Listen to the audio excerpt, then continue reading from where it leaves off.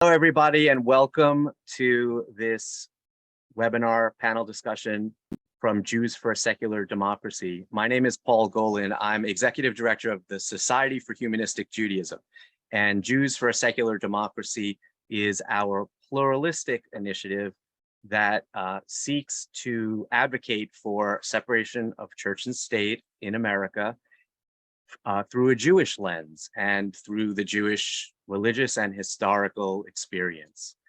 And today we're going to be talking about secular education for students, youth in America. And it's a topic that we've been thinking about and talking about for a long time. In fact, the very first webinar we did when the pandemic hit and we all learned how to use Zoom was about education in a somewhat different angle. And in fact, we had a speaker from a group called YAFED, which some of you may have heard of just this week because they advocate for secular education in Jewish yeshivas in New York, which was a big New York Times article, and maybe we'll end up talking about that later today as well. But today is really focused on what's happening around Christian nationalism in America and secular education. And I want to define Christian nationalism as I understand it, because I think there's a squirmishness in the Jewish community. I don't see that phrase used a lot in Jewish news outlets, and I'm concerned that we're not using it enough. I'm concerned that we're not naming what it is. I often actually say white Christian nationalism as a group of people. We're not talking about all Christians, and we're not even really talking about the majority of Christians. We're talking about a subset of Christians in America who believe that our government and country was founded on Christianity and want Christianity to be paramount, and they want Christians to be privileged, and they want US laws dictated by their version of Christian theology. And if folks on the panel have a different definition and want to share that later, that's fine too. But that's my understanding of it and my concern about it. And it's something that we've really been talking about a lot with our programming in Jews for Secular Democracy, that I am concerned is still not being discussed enough. It's starting to get some airplay in Jewish media outlets, but like the Forward and so on, but it's just not a phrase that I hear regularly there, but I certainly hear it often enough in secular advocacy groups, which we also have our foot in that world as well. And of course, in the general conversation, it's a major force in America, Christian nationalism. It has to do with all kinds of things happening in our country, including insurrection. And today we're going to be talking about the impact it's having and potentially could have more of on education in America. So I'm thrilled about the panelists that we have joining us today. Dr. Cheryl Blau is president of the Farmington, Michigan Board of Education. Richard Katskee is vice president and legal director at Americans United for Separation of Church and State. And Dan Mach is director of the program on freedom of religion and belief for the American Civil Liberties Union. So thank you all for being here. Thank you to the participants for joining us. And let me jump right in and ask each of you, and we will just go in alphabetical order by last name because I'm not very creative. What are the challenges to separation of church and state when it comes to educating children in the US today? And how have these challenges changed over recent years, if you think that they have? So Cheryl, why don't you jump in?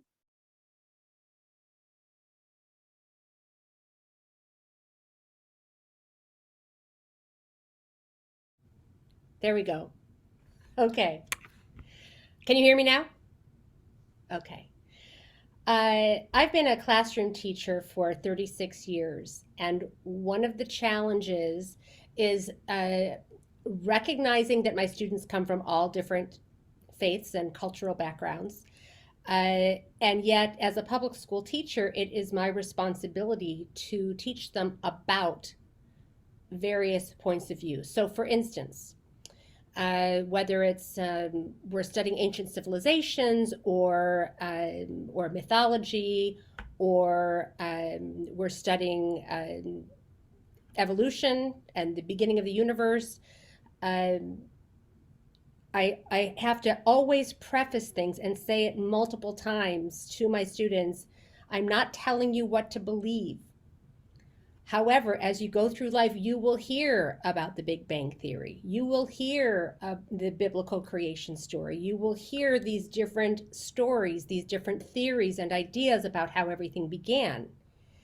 I'm sharing them with you just to share them with you so that you have knowledge of what they are when others talk about them in the future in your life, not to tell you what is true. I'm old, but I'm not that old. I wasn't there. I don't really know what happened. So that's not my job to tell you what to believe. It's my job to introduce these ideas to you. And I have had some parents over the years who have had some concern about that, but generally, as long as I preface it with that, I let the parents know that, then I have typically been free to share a wide variety of perspectives at the classroom level.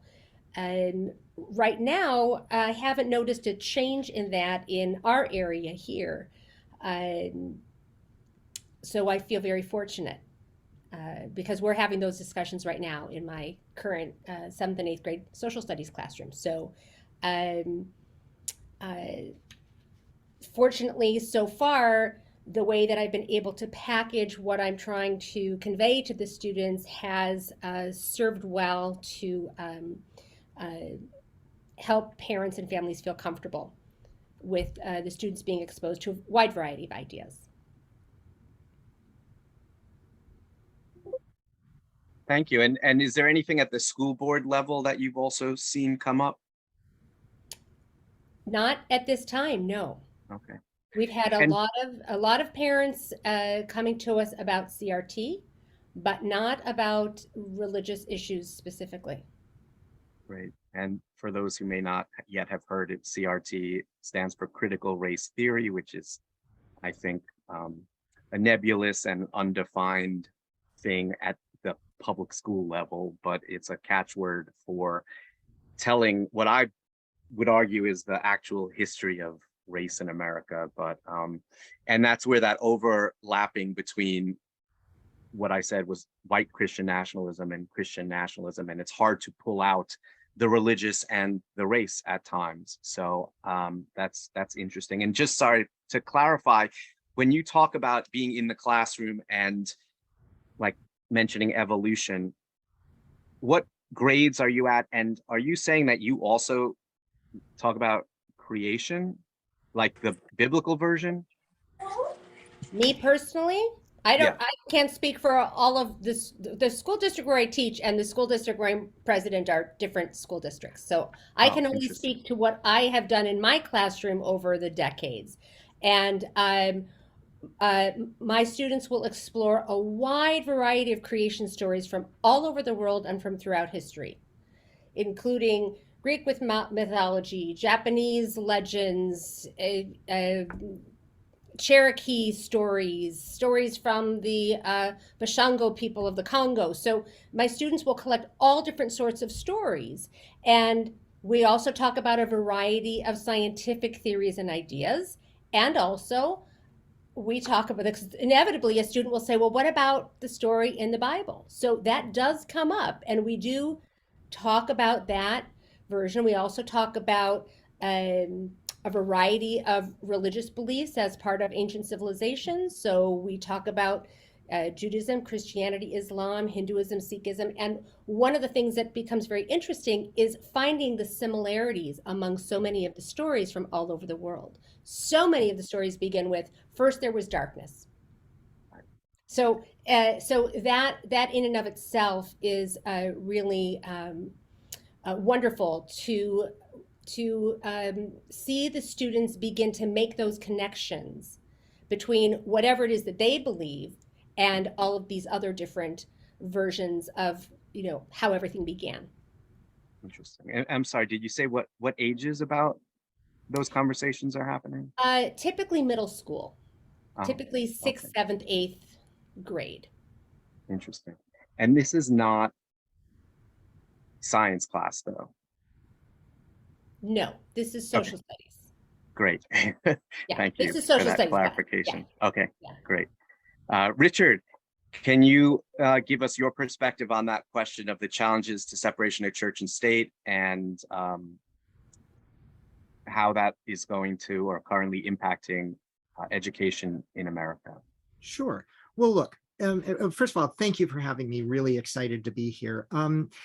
In some important ways, the challenges that we face today are the same ones that we always have. Let me give you the little personal story. So my sister and I were the only Jewish kids in our elementary school in Omaha, Nebraska. My parents had us sing in the Christmas concert, do the Easter art projects, all those kinds of things. And I bet a lot of folks listening in tonight had the same experience. One of my third grade classmates, his name was Paul, he was the only Jehovah's Witness in the school. His parents didn't have him participate. So every day in December, when we were supposed to rehearse for the Christmas concert, he'd get sent down to the vice principal. That was the disciplinarian. And the school kind of made it a big show of having him sitting all alone in the cafeteria while everybody passes by to go and rehearse. And a lot of the kids in the class would ask, well, hey, what's with that weirdo? Those were the options, right? You go along to get along, or you be the weirdo, the outsider, the one who's not one of us. Often those are today still the only two options. But look, the thing that's happened over the past 70 years or so, things were getting better little by little. The progress was slow, it was hard, it was dangerous. Families that tried to improve things were often terrorized. Their kids were attacked, their lives were threatened, their homes were firebombed. And make no mistake, those things still happen. They happen to my clients. I know they happen to Dan's clients. But look, it seemed the arc of history was at least bending in the right direction, or so it seemed. In the past 20 years, though, and most especially in the past 4 or 5 years, the US Supreme Court has, ironically, maybe under the label of promoting religious liberty, it's been systematically unraveling the hard-won legal protections for people of minority faiths, non-believers, and also women, LGBTQ people of color. The two protections for religious freedom in the First Amendment, and I won't sort of belabor this, but there's the Free Exercise Clause, which is what protects people's right to practice their faith or not as they choose, and the Establishment Clause, which bars government from interfering and requires government to be neutral in matters of religion. Those things are supposed to work hand in hand. Neutrality means that government doesn't get to support or prefer any faith, because look, I don't get to use the power or the money of the government to press my beliefs on you. If I did, then you wouldn't have the same religious freedom that I do. The promise of separation of religion and government, going all the way back to our nation's founding, is that we maximize my religious freedom, but never at the expense of yours. Today, though, at least 6 of the justices on the Supreme Court have an entirely different view. And a lot of what you see today is an outgrowth of that. Those justices think that the constitutional requirement of religious neutrality isn't a protection for religious freedom. They think it's religious discrimination. What on earth does that mean? We used to all agree that the way we protect religious freedom is to make sure that government doesn't use our tax dollars to support somebody else's religious education, that non-discrimination laws apply equally to everybody, regardless of whether the reason that you don't want to follow them comes out of your religion or anything else. And that public school teachers performing their jobs had to do it without imposing their religion on others. Now, today, more and more, the Supreme Court and a number of lower courts are recognizing all those things as unconstitutional discrimination against people of faith, which really, by the way, means the majority faith. Never mind what getting rid of religious neutrality means for Jews, Muslims, Hindus, non-believers. And never mind also what it means to the many, many, many Christians and Christian denominations who also believe, as a matter of their faith, that having the government support religion, even their own religion, violates their religious freedom. Look, we'll talk about Kennedy against Bremerton School District in a little bit. That's the football prayer case from this year. So for now, let me just leave it at this. Think about everything that you thought you knew about the separation of church and state and what it means for you, your kids, my kids, the public schools. Now imagine that all of that is being taken away in bits and bytes, and sometimes in big gulps. That's what's going on today. That's the change. It's old problems, but the protections that have grown up over time, the legal protections, are being erased. And it's scary. Thanks for that. And is it unprecedented, would you say?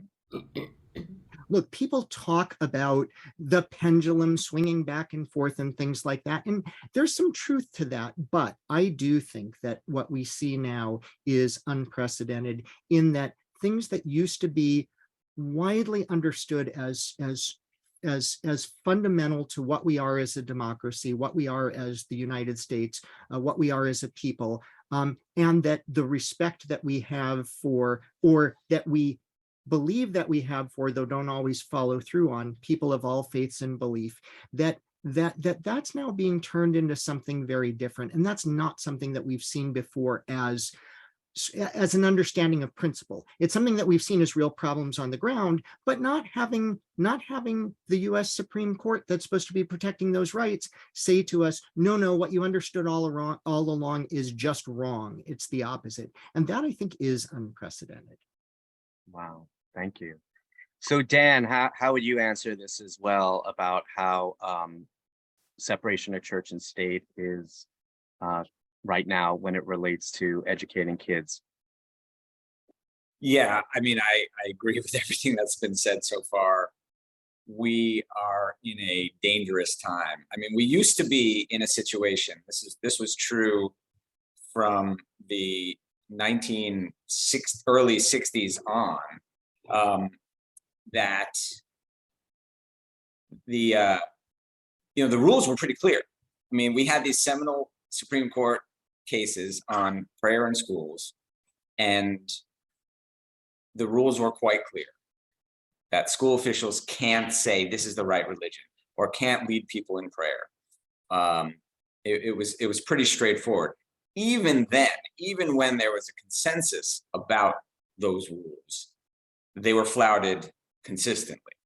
And, it depends where you are. I think in certain geographic regions, for example, it might be worse than in other places. But as Richard said, at least we knew what the rules were, and everyone, when that stuff came to light, the idea was, okay, well, that's blatantly unconstitutional and wrong as a matter of religious liberty and religious pluralism. And now, given what the Supreme Court has been doing lately, I think we're not even able to say those clearly violate the rules. I mean, they still do, just to be clear, at least in my view, they still do. But it's an open question, and the current Supreme Court is not helping. And I think the fault lies with other institutions as well. There has been an attack on public schools from the religious right and from conservative circles for some time now, but they're making a lot of headway. I mean, I think part of the animosity that some people in this country feel toward the wonderful institution that is the public school system is that they don't want people to be told, they don't want kids to be taught that you should respect someone who looks differently from you or who prays differently from you. They don't want kids to learn those lessons, and they feel that the public schools are some insidious institution that's ruining the world, when in fact they're just preparing kids to be citizens. Many of those kids under that system turn out to be very devout religious folks along the lines of the faith that these people want to promote. So it's not as if it's killing religion or anything like that. It never was. So sorry, bear with me one.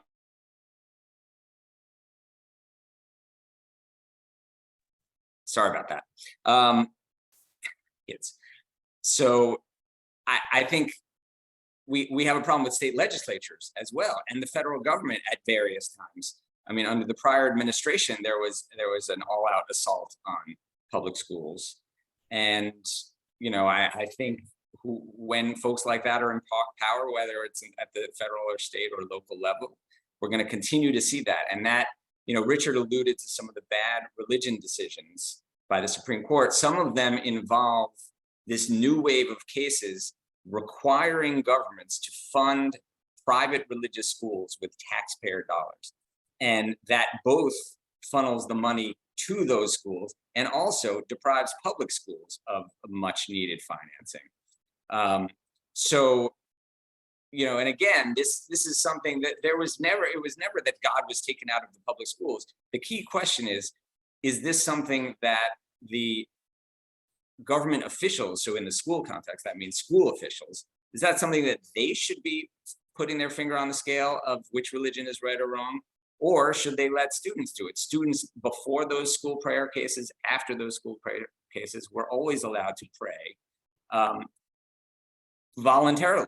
But the question is, what happens when there's a coercive pressure from the government? I think when you see the change in the law that the Supreme Court is trying to implement, when you see state legislatures and local governments trying to do the same with religious displays in public schools, with, and this was mentioned, I think, in one of our earlier discussions, but this doesn't specifically relate to religion, but these bills that are limiting what public school teachers can say about race, about sexual orientation, gender identity, basically requiring, censoring public school teachers and forbidding them from telling the truth about this nation's history, this nation's complicated history.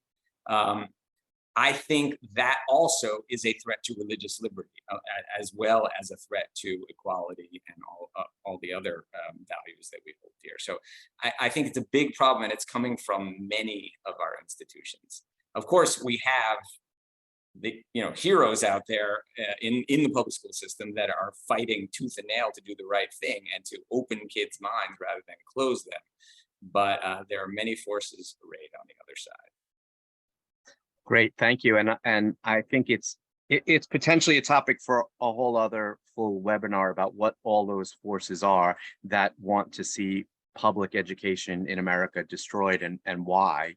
But that, together with what Richard was talking about in terms of what actually happens for minorities, religious minorities in public schools, even to this day, are both great lead-ins back to Cheryl, because I was going to ask about what the impact of Christian nationalism has been on your school board, and you said that you really haven't felt it yet, and that may be a product of who's in your school board area versus what's happening elsewhere in your very state of Michigan, which of course is the home state to Betsy DeVos, who had this ballot initiative to really what I think would hurt public education in terms of providing vouchers for people who send their kids to private schools, which is, I think, also a big part of that, those forces looking to break down public education in America. So that's kind of a rephrasing of the question in terms of what are you seeing around you, if not necessarily in your own school district. That's part A. I'll stop there because I also have a part B for you though. So let me ask that question first in terms of, are you seeing this? What are you seeing beyond your district? And what are you concerned it might seep into your district at some point? So when you ask about what's happening at the state level, that's another question altogether. The Let My Kids Learn, Am I Like Michigan initiative, that is a real threat, I feel, to public education here in Michigan, because it would allow public tax dollars to be used as vouchers to pay for other non-public schools. And yes, Betsy DeVos is behind that. So it's a scary time in that sense, even though locally where I teach and where I live, we're not seeing much of that. Definitely statewide, we certainly are. And teachers, parents, board members, we're all trying to get the word out, or over the summer when the petitions were out, that let my kids learn, what that, read the fine print, know what that initiative is really about before you sign your name to that petition. So hopefully Yeah. we did a good job. We'll see. Yeah. Yeah. Well, thank you for that. And the part B was, so Richard really hit a nerve talking about the outcasts who don't go along with the Christianity that happens in public schools. I had a piece of that on Staten Island, New York, where, my band teacher had us all wear Santa hats, and my mom had to come in to explain why we were not going to be wearing Santa hats. And the teacher, who I liked very much, genuinely could not understand and said that Santa is a secular icon. This is not religion. This is secular. Santa is secular. So advocating from a Jewish or a religious minority position is something that I think a lot of people have to do and are ill-equipped to do it. But what was really surprising, because that was the 70s, I now have young kids, and before the right before the pandemic, I went to my son's holiday show, and every single song was Christmas. And this is in Brooklyn, New York. Half the school is African American. There was no acknowledgement of Kwanzaa, let alone Hanukkah. I'm not just advocating for my own stuff, nothing. And one of the songs was Holy Night, which talks about the Virgin Mary. And he's in 2nd or 3rd grade. I'm like, are you going to explain those lyrics? So I emailed the principal. She was heartbroken and, whatever. But I was just shocked that it's still happening, that I still was on my own to advocate for it. And I'm wondering, is there no training or packet, or what are teachers equipped with to understand that this is a religious privilege that's happening, and how can we be more inclusive? If we have to have religion at all in December, how could we at least be more inclusive? Is there any kind of materials that teachers get or training? I know of some organizations that have done some work around that, but have you seen that in your work? Are you asking me? Yeah. Okay.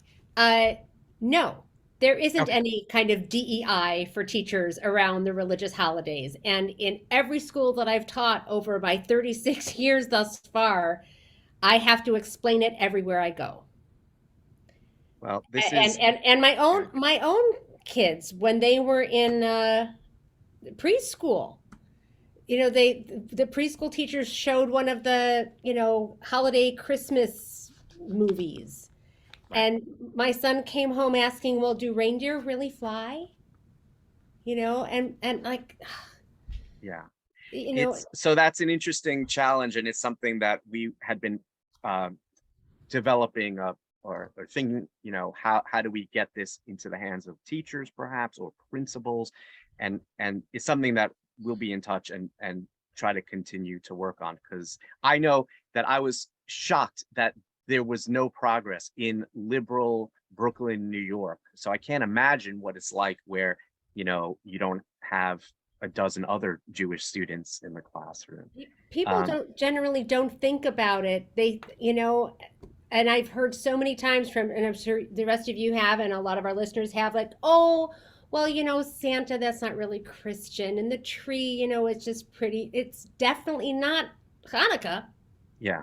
you Yep. know. So Or Kwanzaa, or any of the other holidays that occur at that time of year. So I'm wondering, as more and more schools and school boards adopt DEI initiatives, I'm wondering if there might be a place for that under the DEI umbrella I'd of hope so. increasing teacher awareness of that kind of sensitivity.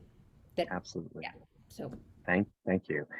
So Richard, you got to work on the Kennedy versus Bremerton School District case, which some of you participants may call the praying coach case. Well, I don't know if that rings enough bells for people, but can you give us a little bit of insider information of what that was like, what the experience was like, and what the implications are for the decision that was handed down on that, and the impact or probable impact that it's going to have? I'll sure try. And yeah, I argued that case in April on behalf of the school board, the school district. And look, I'll go back and sketch in a few facts to help people. But to start off, I guess it's sort of trite to say, but maybe the most important thing that the case teaches is that when the Supreme Court wants to unravel the protections for religious freedom for all of us and do it to serve the religious authority of a few, pesky things like facts just don't get in the way. So public school coaches have enormous power and influence over the kids on the team.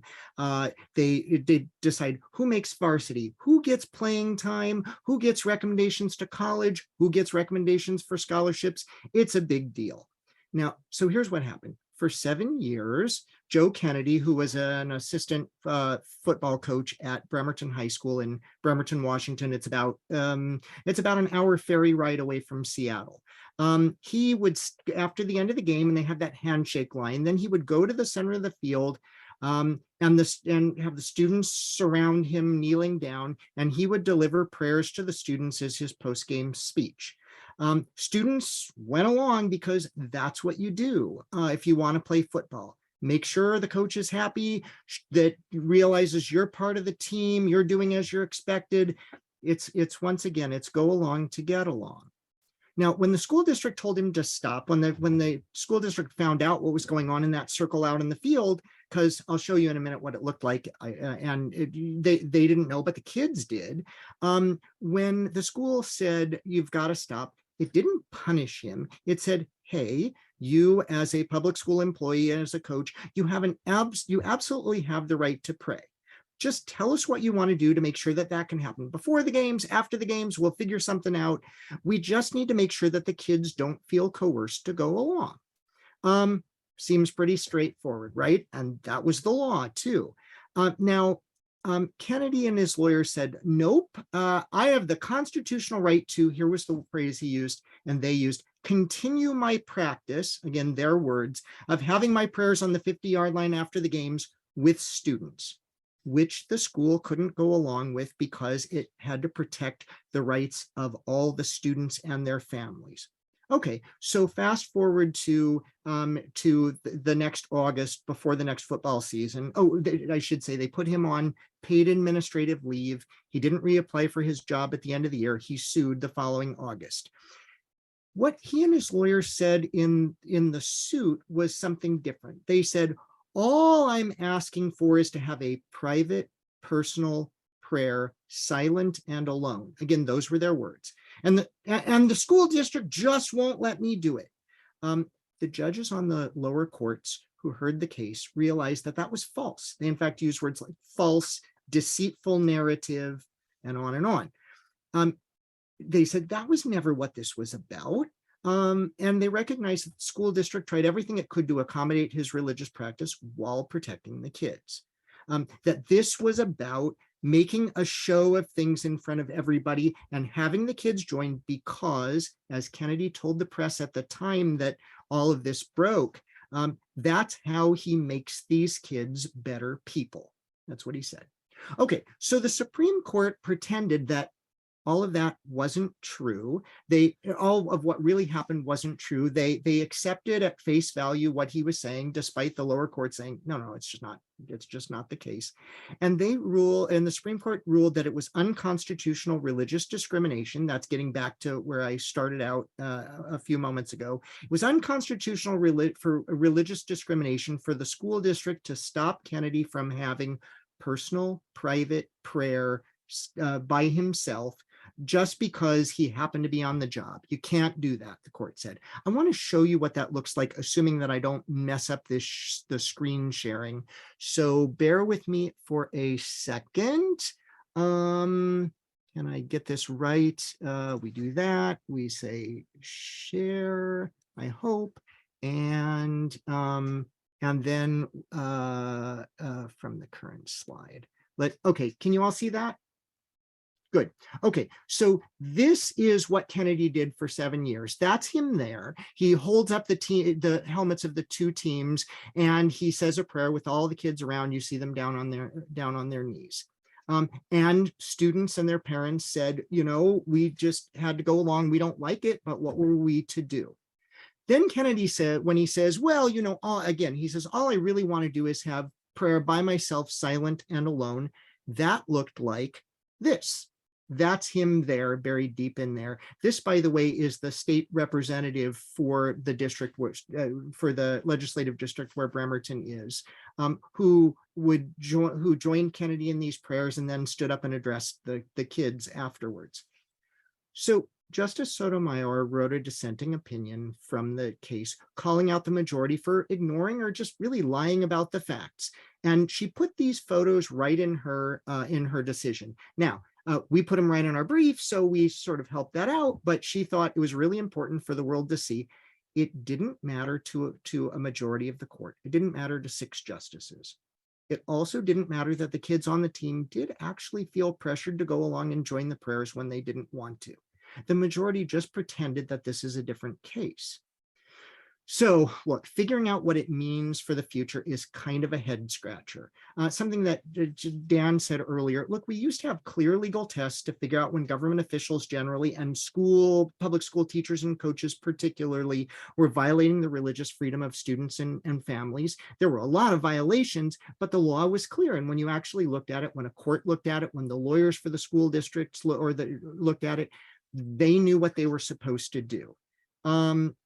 But now we don't have that in the same way anymore. So what do we do with this case and what it means? Do we take the court at its word? And do we say, look, all the decision means is that public schools can't prevent their employees from having brief, private, silent, personal prayer? Remember that it's this. But do we take those words seriously? Because nobody ever thought that schools could stop teachers from doing that. And I've never seen a school or school district that is tried. Teachers have rights just like students do.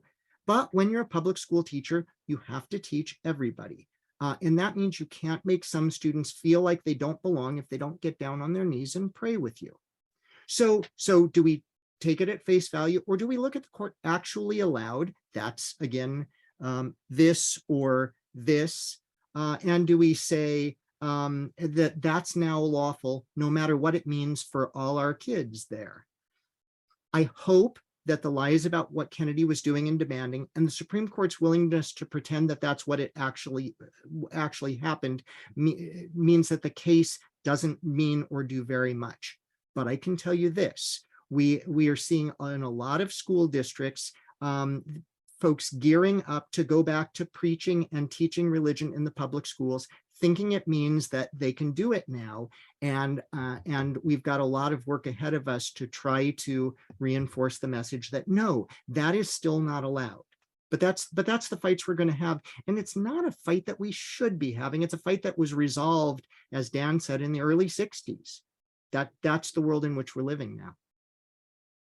And Wow. I can stop sharing, I think. Again, forgive the technical incompetence. Got it. No, you got it. Got it. Great. Thank you. And very scary. And it's so powerful. Those photos are really helpful because this is what we're facing in America. There are literally tens of millions of Americans who see those photos as beautiful, as wholesome, as all American, right? And then there's many of us who see it as deeply disturbing and threatening, and completely understand what it would feel like if that was your coach. So that's part of the work that we're trying to do is just get the messaging across. It seems like the litigating avenue may not be the way to go now with the Supreme Court. So for that, I kind of want to talk to Dan about what is the ACLU seeing as far as the overall landscape. You know, along with this case, there have been other cases in recent years. Even I think what was the Big Cross case? I think that was even before the court was now 6-3. And what are you finding with the kind of national overview at ACLU, and how are you trying to address that? Sure. First, just a couple of things. I want to point out that Richard, in his argument before the Supreme Court, was superb, and we all come to these cases with the knowledge of who's sitting on the court, and so you can have delivered the best oral argument ever and still lose 6-3 at this point. But he did a valiant and amazing job. So where we're left, as Richard said, with this situation, I think that we should take the court at its word. We should hold the court to what it said about all of the factual lies. And as school, and I'll give you a few examples of what some schools have been doing and have done in the past, in the recent past. As schools, rogue school districts say, well, the Supreme Court said it's okay, we're allowed to do this. The answer is no. And I think we should all advocate very adamantly that all the Supreme Court did in that case, we have to take them at their word. All they did was say it was okay for a coach when he wasn't on duty, by himself, quietly, with no one else involved. He's allowed to do that because he was allowed to call his wife at the same time. That's it. Now, whether this current Supreme Court thinks that that's all that's permissible is another question, but that's all they said. So we want to hold them to that unless and until they say something even worse. Now, even before that decision, and certainly even more so in the wake of that decision, we get complaints all the time about school districts, principals, teachers pushing religion on their students in ways that go so far over the line. So just to give you a few examples, we had a case in Tennessee relatively recently. School events always featured Christian prayer. Every week, the middle school principal instructed students to pray. One teacher read her students Bible verses every morning in class. Coaches led their students in prayer. They put biblical quotes up on the wall. They painted a large cross on the gym wall. And, that was one of those cases where once we stepped in and we could prove that this was going on, they caved immediately. Will they continue to cave? Will school districts continue to cave immediately when confronted with such evidence? Who knows? But we need to still press the fight. We had a situation in Louisiana. They read the Lord's Prayer over the PA system every morning, again, incorporating prayer into all school events. We had a client who didn't stand for the Lord's Prayer, and she was harassed by her classmates and called the devil. And in the same school district, school officials were calling evolution a fairy tale and told students to take the Bible, and of course, by that they meant the Christian Bible, literally. We had another different situation in Louisiana where our client, who was a Thai Buddhist sixth grader, his teacher was pushing creationism in class. She told the students that the Big Bang never happened. The universe is 6,000 years old, all that stuff. Evolution is impossible and, quote, stupid, and is made up by stupid people who don't want to believe in God. This is a teacher who then put on at the end of tests a bonus question: isn't it great what blank has made? And there's only one answer. The student left it blank first, got it wrong. Everyone who put the good Lord or the Lord got it right. So the student came back the next time, same question, not a very creative teacher using the same bonus question. The student wrote in, isn't it great what the Lord Buddha has made? Marked wrong. There is a right religion for some people and a wrong religion for some people, and that's perfectly fine to practice in your house of worship or your home, but it is absolutely not okay in school districts. And just one other example, we had a situation in South Carolina where a public school system devoted an entire day to the express purpose of converting as many students as possible. They even used that phrase, converting students. Most of them were Christian anyway, so they wanted them to be born again. That's what they meant by converting. And they brought in preachers and a Christian rapper and all this stuff. And it was one of these situations where they were so proud of it that they filmed it and put it up on YouTube. And so, again, we had the evidence. What's going to happen now? Who knows? And I think one big question, I see a lot of the comments are referring to this issue, and it's an important one. It's how much coercion are we going to require objecting students and families to prove? It used to be the case in those 1960s school prayer cases, and several since then in the Supreme Court, one involving graduation prayer, another involving prayer before football games in Texas. It used to be the case that the court quite reasonably said, we're going to assume coercion. It's not enough to tell students, don't worry, you don't have to participate. If you don't want to say the words, you can walk out of the room, or you can just sit down when everyone else is standing. But the thing is, everyone else can see that, including the teacher. So the teacher delivers a prayer, you walk out of the room, then you come back in and hope to get a good grade. That's just unreasonable. And the Supreme Court recognized it was unreasonable, that you shouldn't be, you as a student, as a minority faith student, should not be put in the position of having to stand up and say, I object to this. This is not my religion, because of the inherent coercion. And now we're moving toward a world in which courts are going to require something more than the assumption of coercion. They're going to require actual coercion. And by that, they mean, some of them at least mean, that you need to show that you were told, if you don't pray with the coach, you are not starting next game. And then it had to happen that way.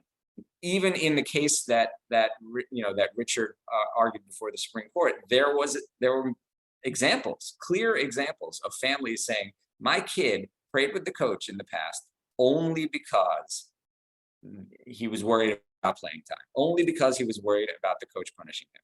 And the Supreme Court just dismissed that out of hand and said, no one forced anyone to do anything. So this is one of the big challenges that we face. Thank you. And thank you all for the incredible work that you're doing to try to counter this. It's really sobering. And, one of the things that we're thinking about at Jews for Secular Democracy is, how do we bring our Jewish historical experience, our values, to make the case for inclusion and diversity and to put an end to these kind of things. But our own brethren, cousins, are kind of in this conversation about religious freedom and Jewish education as recently as, I think it was 2 or 3 days ago. The New York Times front page, major investigative expose on yeshivot, Jewish private schools in New York, many of whom, this is not a blanket statement. There are many excellent educational institutions that are run by Orthodox Jews, but there are about 24 or so that are simply not teaching secular subjects like English, math, and science. And people are coming out of this after high school unable to, barely able to communicate in English. The lead organization pushing back for a decade now is called YAFED, which we've partnered with and been supporting of. And now finally, with this expose, the wider organized Jewish community is at least commenting, if not actually doing something about it. Some of the elected officials in New York are finally commenting on it after being silent, including many of our Jewish elected officials. But what I'm wondering is, this is going to play out legally, right? Because literally today, I think, or yesterday, the New York Board of Regents said, no, you have to teach these subjects to certain standards. There will be lawsuits. It will maybe go to the Supreme Court, and the Supreme Court might say, what? Would the Supreme Court say that these schools are entitled to teach religion? Isn't there a precedent for them to say it's up to the school? Or do you think even this Supreme Court might say, no, this has gone too far? Where do you see this playing out, since it's in the news today? I just wondered what your reaction might be, and this is for any or all of you.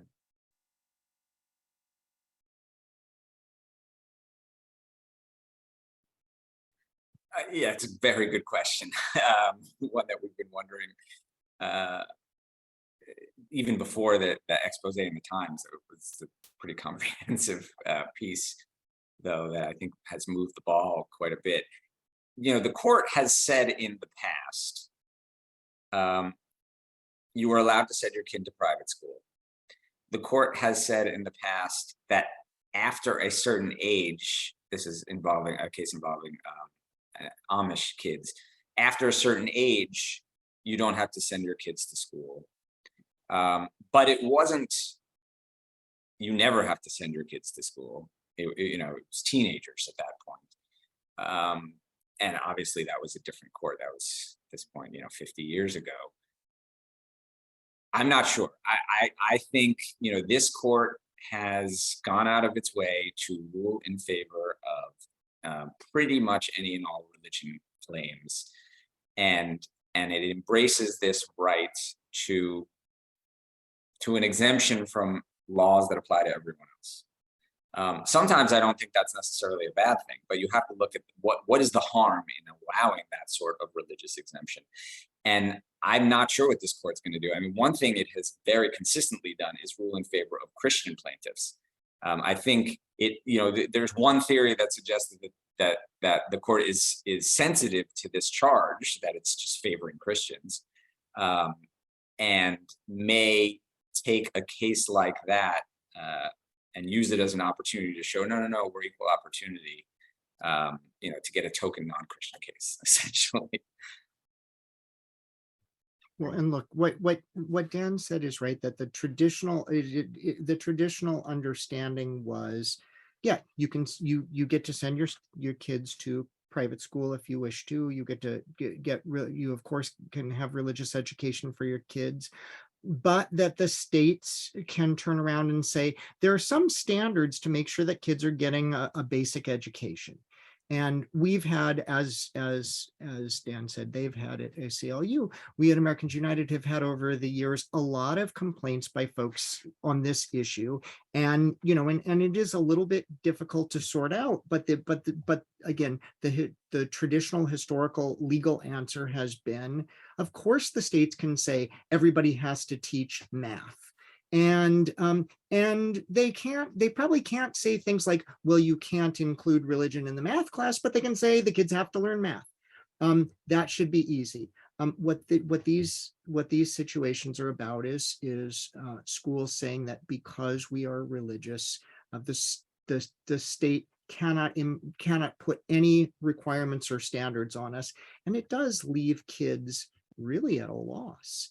What do you do if you come out where where the only life that you can have is in the same little community where you went to school, because you can't communicate with anybody else, you can't do a job with anybody else, and that's just this weird thing to think about in 2022. But there it is, and I think it's right that it's not at all clear what the current Supreme Court will do with that. Well, thank you. So Nomi Joyrich is Jews for Secular Democracy Michigan director, and she's been monitoring the chat because I have not.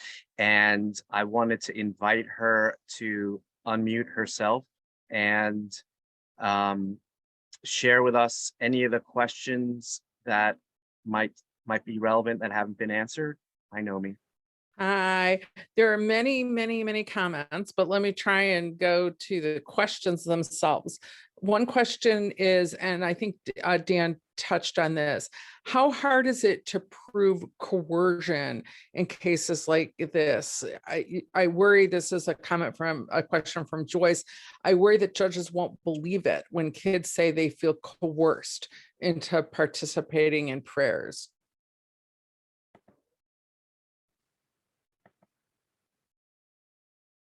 I mean, look, that was one of the things that was interesting and weird during the oral argument in Kennedy when I was standing there, and Justice Kavanaugh, who is one of the 6 who ruled that what the coach wanted to do, he had a right to do.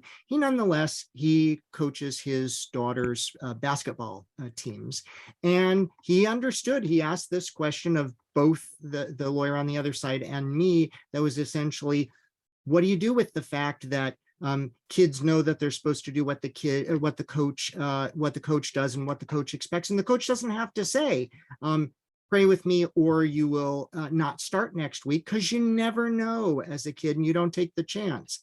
That's the puzzle. That's the problem. And what the great thing about being on a panel with folks like Cheryl and Dan is I can say what they said.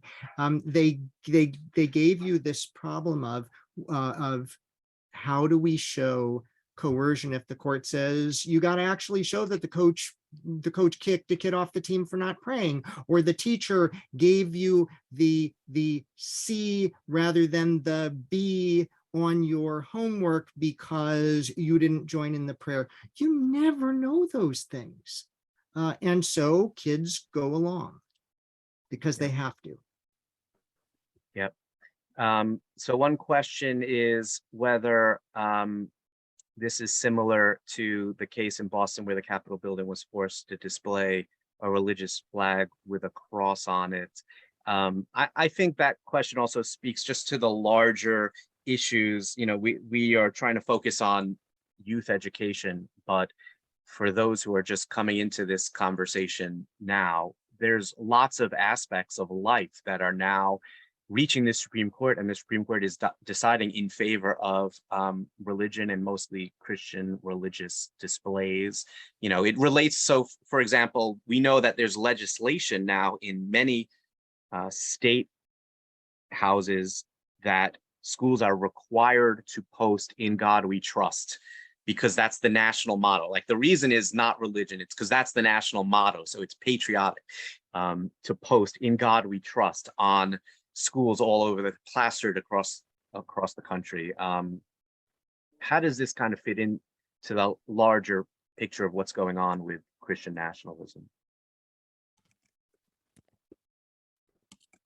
Yeah, I think it's all, part of the same larger problem, that it's incremental steps in the wrong direction, and sometimes giant leaps in the wrong direction. And those on the religious right who would have their government promote their religion and only their religion, they see the writing on the wall. They see that they have some allies in various parts of state, local, federal government, courts, and they're just getting aggressive. I mean, we've seen this in a lot of non-religion areas as well. Obviously, the Dobbs decision overturning Roe v. Wade, I think is all part of the same thing, which is, and that, some people, I've had many conversations about that. Some people say, what does that have to do with religion? Well, it's not explicitly about religion, but it is, many faiths have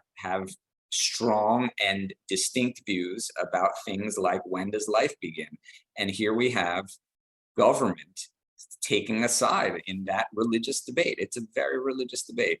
And the government is saying, we agree with this religious view of when life begins, and we're going to throw people in jail who act otherwise. So I think it's all part of a broader problem. Great, thank you. We have another Sorry. question. Okay, Cheryl, did you want to weigh in on that though before we go to the next question? It's okay. Well, I've been thinking about, so what do we do about this? And I think that's one of the reasons I became a teacher in the first place, is because I'm hoping that by creating an environment within the walls of my classroom where every year for 36 years, my students and I talk about all of these different religions and beliefs, and we talk about the Constitution. Constitution Day is, I think, maybe over the weekend, so we're celebrating at our school on Friday, and we will be talking about the Bill of Rights and applications of that right now in our society and in our world. And my hope is that I can instill in my students an appreciation and respect for our rights as citizens, so that as they go forward into their lives, they can be best informed to be responsible citizens in their application of the values that are articulated in our Constitution. That's great, thank you. And it just makes me think of another phenomenon that's happening that is also in some ways related to Christian nationalism, which is just the great distance and difference between some parts of our country where the values you're describing are values held by the majority of people, and then the many other parts of our country where it's the exact flip, and what the future might look like if we continue down this path, if we can't get back to some kind of common ground. I have one more thing to say about that.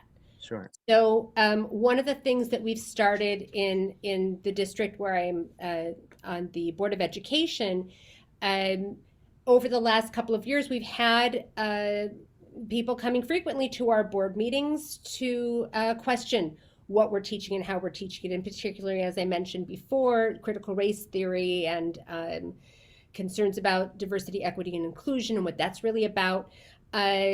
And what we have decided to do as a board is we have started to reach out to those individuals. I would go up to them after a board meeting and say, let's get together for lunch or coffee and talk. Let me hear what you are thinking, and let me share with you what I'm understanding about what's happening in our schools, and we'll find common ground and see if we can better understand one another.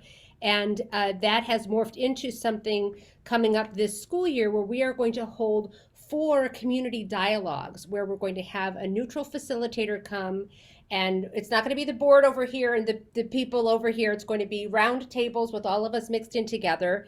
We'll have somebody give a presentation on critical race theory or literacy or religion in the classroom, or whatever the topic is that the community seems to be concerned about, and we will dialogue together about it. And what I'm finding is that the more that I build relationships with people who whose views I don't understand and don't share, at least we're talking. We're not yelling at each other. We might not agree. However, we do have respect for one another as human beings and are coming to respect that we each have a right to exist. I mean, I know it's just in my little community, but it's a start. And maybe if those kinds of initiatives can happen in other places as well, like the Braver Angels project. Dialogue. Right. No, it's great. I think that's the model. I think that's the model. Don't you Yeah, wish you that's had great. Cheryl as a teacher, or that your kids were in a school district with her as the board president? Totally. But I thought my kids were in a pretty good school district here in Brooklyn, New York, but what did I know? No, that it really does sound like an excellent model and the way to move forward. And I think I saw someone put in the chat about the importance of school boards. And frankly, you know, again, bigger picture, the religious right has been working at this for 40 something years or more to get the kind of successes that they're now having, especially overturning Roe v. Wade. And the way they did it was the ground game. They took over school boards, and not just the Christian religious right. You know, the ultra orthodoxy around the New York area have done this too. Even though they don't send their kids to public school, they've taken over some of the local school boards. And it starts at the very grassroots level. And if we're going to push back, that's the way to do it. But obviously, if you can create dialogue and understanding, that's better, I think, a better tact than just try to take over, which is what happened from the other side. Well, Nomi, do you have one question we can take? And then I want to be mindful of our panelists' time Yes, tonight. there's a question from David, and I think this goes to Richard. I'm a high school football official. When I'm working in a town in which I reside or I have kids enrolled or on the team, do I have standing to complain or to sue? You have standing if you can say to sue, if you can show that, you know, you're being pressured to go along. If it's a public school, if it's a private school, no, by the way, they get to do what they want. But I can tell you that in having to figure out what these battles are going to be for the future, there are 2 things that I hope folks will be looking for. Is one, what we had in Bremerton was a school district that was trying to do the right thing for all the kids. And that's about the best place where you can be, where you have a teacher who's doing it against the school district. That's a good position to be in. But the other thing is, you have to look for the actual coercion. And that probably means starting with students. Yes, you can do it. You can probably bring suit.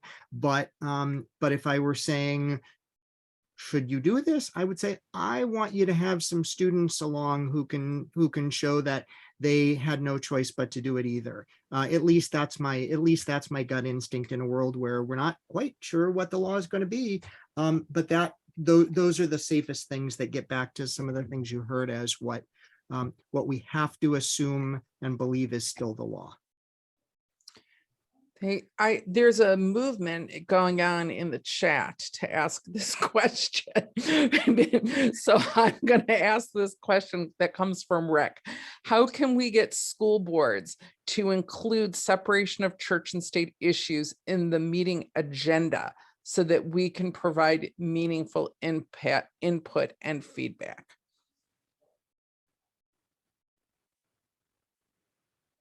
Did you hear that, Cheryl? Maybe Yes, you can yes. take a crack at that. Yes, I was just trying to unmute. The best place to start is by reaching out and sending an email. I would recommend sending an email to both the superintendent and the school board at the same time. And if you have a district like ours, both the superintendent and the board president typically will respond on behalf of the board. And you can begin a dialogue. We have folks who have reached out to us that way, and it's led to conversations together with board members and central office members and superintendents, and then we've developed a coalition and a team to work on certain things. One such initiative was has been around mental health issues and getting some support groups going. So I would say start with reaching out to the superintendent and the board president and see if you can have a conversation together. And that would be the best starting place. But at public comment, you can bring up any issue that you wish. So that would be another route. But if you really want to begin to have dialogue and get something on the agenda, you're going to want to not just speak for 3 minutes at public comment and voice your complaint or concern. You'll really want to reach out to connect with the superintendent and school board president to begin a dialogue together about that. Great. And Well, thank you. I'm sorry. Go ahead. I also Naomi. want to say that there are a multitude of comments of people saying how important it is to vote and how important the school board elections are and how we have to really pay very close attention to school board elections. So I think we can all agree to that with that, but there were so many comments saying that I wanted to voice that. Well, no, thank you. Yeah, go ahead. It's important also, most communities will have different kinds of forums where you have an opportunity to hear the points of view of the individual school board candidates. Our PTA just hosted one. We have some other organizations that host them. Listen to those, and they're often recorded, so if you can't listen live, you can always find out later. Get to know your candidates so you know who you're really voting for and what they stand for. Awesome. Well, thank you so much. Thanks to all the panelists. I do want to certainly put in a plug for your respective organizations. I get daily emails from the ACLU and from Americans United, sometimes multiple emails a day, but I'm thrilled to see all the good work that's going on, even in an environment that's really scary. And so if you're not already, at the bare minimum, go to the ACLU and Americans United website, sign up for the emails so that you can see the kind of work that they're doing. They are both membership organizations. You can become a card-carrying member of the ACLU. I wanted to work that phrase in there because I know that used to be a phrase people would throw at other people, but I think all of us would be proud card-carrying members of the ACLU and Americans United. We've been following their lead on these issues for a long time. So I really appreciate all the work that you're doing. I encourage everyone who participated today to get involved with those organizations as well. I don't know how many here are from Farmington, but if that's your school district or otherwise, find your local school district and show up. So thank you again. Thank you all for being here, and I hope you have a great night, and we will continue this conversation.